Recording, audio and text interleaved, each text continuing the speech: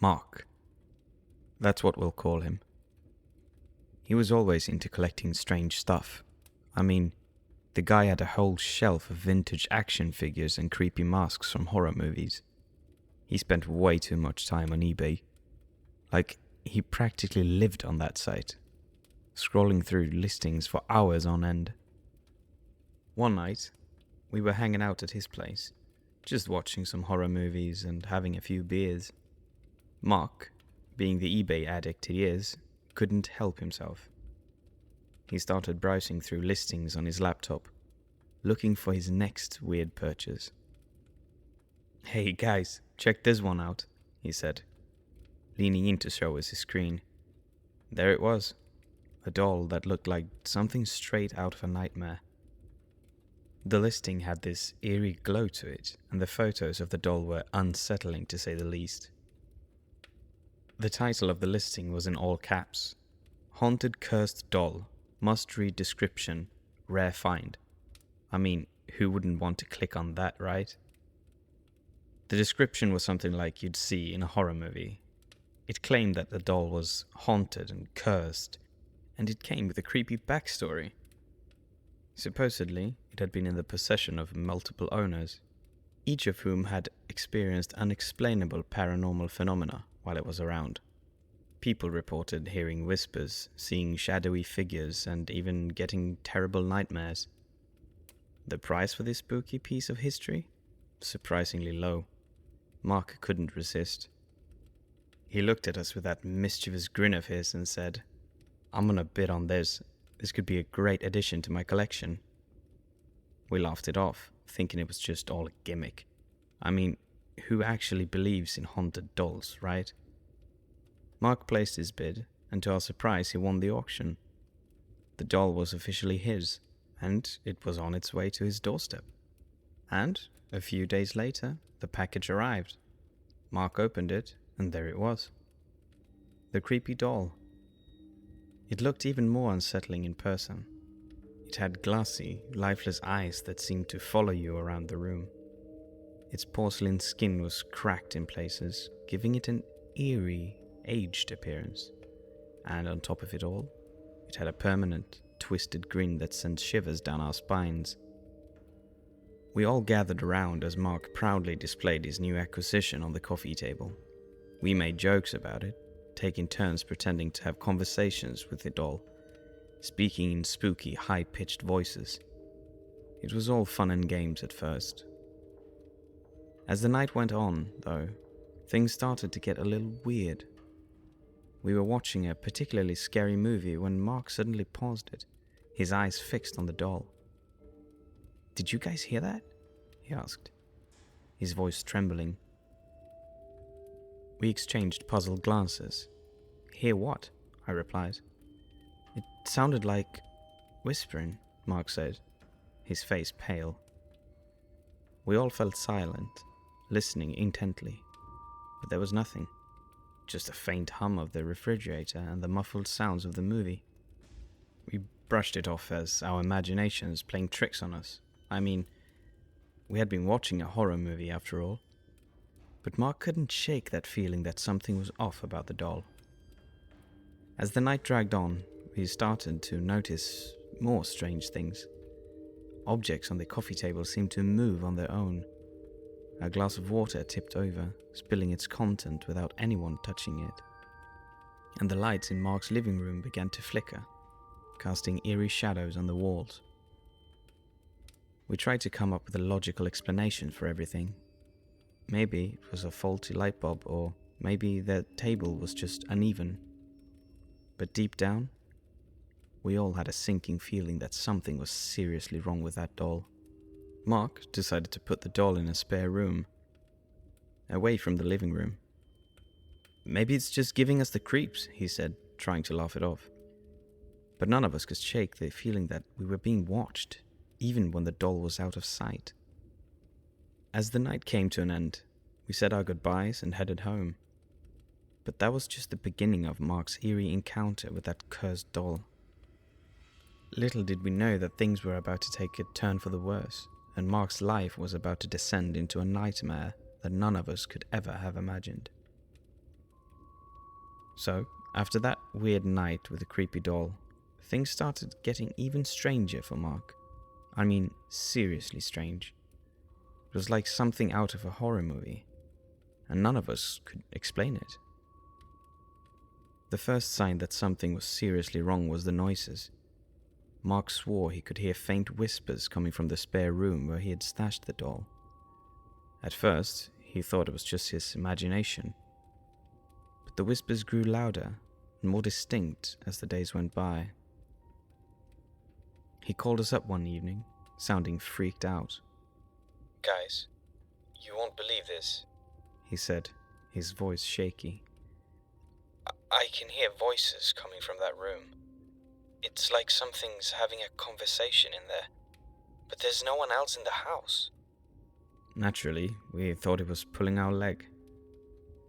We'd all seen enough horror movies to know that creepy dolls and ghostly whispers were classic tropes. But Mark insisted he wasn't joking. He even recorded the whispers on his phone and played them for us. I will never forget the chill that ran down my spine as I listened to those eerie, disembodied voices. They were whispering in hushed tones, too faint to make out the words, but the sheer presence of those voices was enough to scare the fuck out of me. Things didn't stop at the whispers, though. Mark started experiencing bizarre phenomena that he couldn't explain. Objects in his house would move on their own. One day, he left a book on the dining table, and when he came back, it was on the floor, pages open as if someone had been reading it. And then there were the lights. They began to flicker randomly, casting eerie, strobe-like shadows across the walls. Mark had an electrician come in to check the wiring, but the guy couldn't find any issues.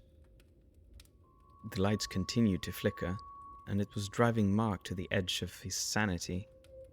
But perhaps the most disturbing part of it all was the nightmares. Mark started having the most horrific dreams, night after night. In these nightmares, he was chased through a dark, endless maze by shadowy figures with glowing eyes. No matter how fast he ran, he always ended up back in his own room, facing that cursed doll. He described the doll in his dream as being alive, its twisted grin growing wider and more menacing with each passing night. It would reach out with its porcelain hands, trying to grab him, while a chorus of eerie whispers filled the air. Mark's health began to deteriorate as well. He complained of constant headaches that wouldn't go away, no matter how much painkillers he took. He was constantly fatigued, and dark circles formed under his eyes from the lack of sleep caused by those horrifying nightmares. One day, he rolled up his sleeves and showed us something. His arms were covered in a strange red rash that seemed to be spreading.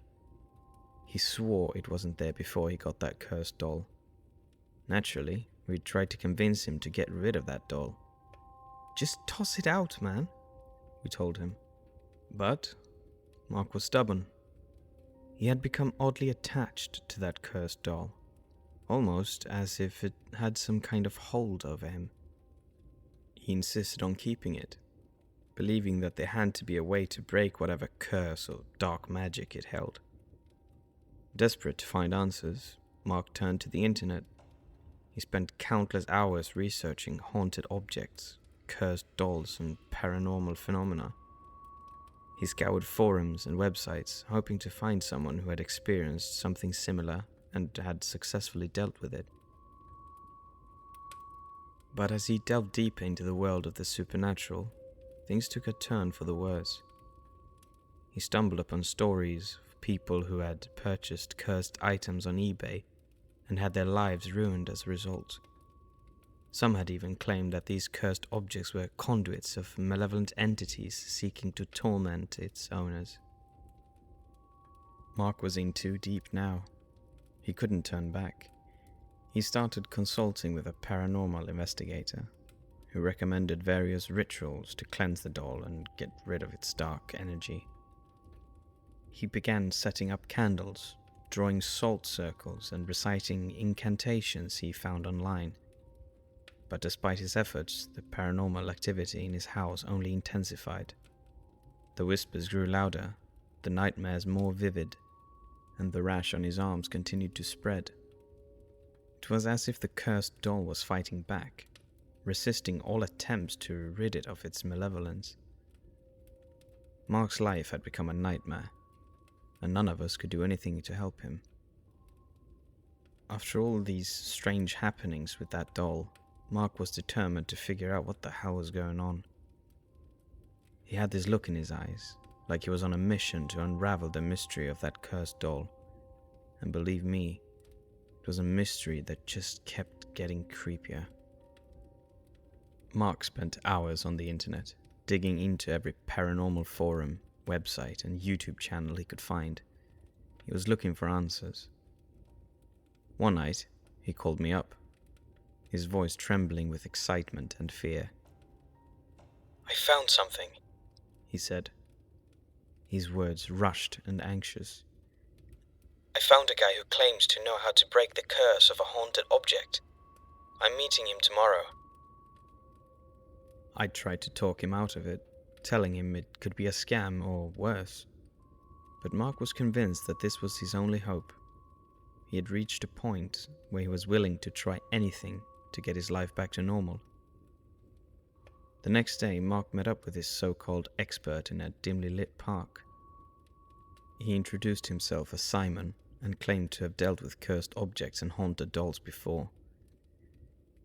Mark told Simon everything, from the eerie eBay listing to the whispers, the nightmares, and the spreading rash. He told Mark that breaking a curse wasn't going to be easy and would require a series of rituals.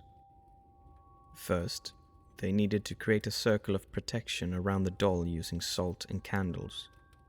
Mark had already tried something similar, but Simon insisted that this had to be done with utmost precision. They spent hours drawing a salt circle, placing candles at specific points and reciting incantations Mark had never heard before. As the night grew darker, they moved on to the next part of the ritual. Simon handed Mark a small, ancient book filled with handwritten incantations and symbols. Mark couldn't understand any of it, but Simon assured him that it was the key to breaking the curse. They read from the book, their voices growing louder and more intense with each word. Mark said it felt like the room was vibrating, and he could feel a strange energy in the air. For a moment, he thought they might actually have succeeded in breaking the curse. But then, something happened that neither of them expected. The doll, which limbs had been sitting motionless in the center of the circle, began to move. Its porcelain limbs twitched, and its head turned slowly towards them, its glassy eyes fixated on Mark. Simon shouted something in a language Mark didn't understand, and suddenly, the room plunged into darkness. The candles went out, and Mark could hear Simon chanting desperately in the pitch-black room. When the lights finally came back on, Mark was alone in the room. The doll was gone, and there was no sign of Simon. It was as if they both had vanished into thin air. Mark was left feeling helpless and terrified. He had no idea what just happened, and he didn't even know if the curse was broken or if it had somehow gotten worse. All he knew was that the doll was gone, and he was left in a state of utter confusion and fear. He rushed back home and called us, recounting the bizarre events of that night. We were baffled and worried for him. Where had Simon and the doll gone? What had they unleashed with that ritual? And most importantly, was Mark finally free of that cursed doll's torment? A few days later, I saw him again. It became clear that things were far from over. The paranormal activity in Mark's house had escalated to terrifying levels. The whispers were louder than ever, and the nightmares had taken on a new level of horror. Mark's health continued to deteriorate, and the spreading rash on his arms, seemed to be consuming more of his skin with each passing day. That was the last time I saw Mark. I have never heard from him since. I miss my friend. I hope he's okay.